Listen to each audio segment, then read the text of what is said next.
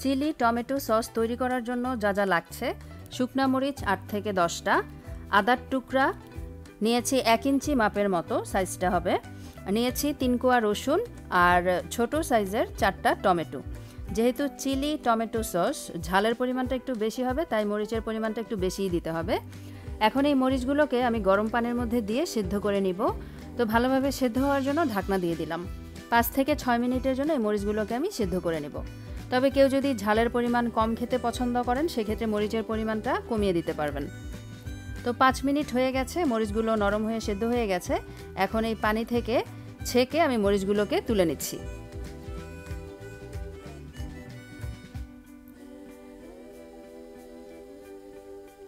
সেই পানিটার মধ্যে এখন আমি দিয়ে দিচ্ছি টমেটোগুলো, আদার টুকরা আর রসুনগুলো। 3 থেকে 4 মিনিটের জন্য ঢাকনা দিয়ে এই উপকরণগুলো আমি সিদ্ধ করে নিব। আরও 4 থেকে 5 মিনিট পরে ঢাকনা খুলে পানি থেকে ছেঁকে সবগুলো উপকরণ তুলে মরিচের সাথে নিয়ে নিচ্ছি। এখন এগুলোকে ঠান্ডা হওয়া পর্যন্ত অপেক্ষা করতে হবে। আর কেউ যদি চান যে বেশি করে বানিয়ে সংরক্ষণ করবেন, সেক্ষেত্রে সবগুলো উপাদান ডাবল করে দিয়ে তারপর আপনারা বানিয়ে নিতে পারেন সসটা। আর এয়ারটাইট বয়ামে বা বক্সে ভরে নর্মাল ফ্রিজে রেখে সংরক্ষণ করতে পারেন মাসখানেকের মতো।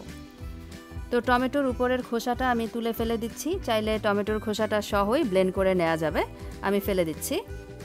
সবগুলোই ঠান্ডা হয়ে গেছে মোটামুটি। এখন একটা ব্লেন্ডারের জারে নিয়ে ব্লেন্ড করে নিব।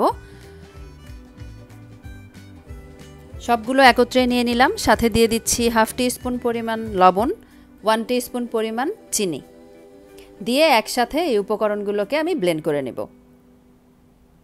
আর কিছুই লাগবে না, সব উপকরণ দেয়া শেষ। এখন শুধু ব্লেন্ড করে নিলেই সসটা রেডি হয়ে যাবে। ঝাল ঝাল টমেটো সস, এই সসটা দিয়ে ডাম্পলিং বা মোমো খেতে ভীষণ মজাদার।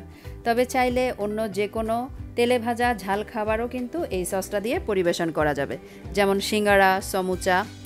তো আমি ব্লেন্ড করে নিয়েছি, আমাদের সসটা রেডি হয়ে গেছে। এই সসটা যদি সংরক্ষণ করতে চান তবে এ পর্যায়ে চুলাতে একটু জাল করে বলক ফুটিয়ে নিতে হবে। তারপর ঠান্ডা করে এয়ারটাইট বয়ামে ভরে সংরক্ষণ করা যাবে 1 মাসের জন্য।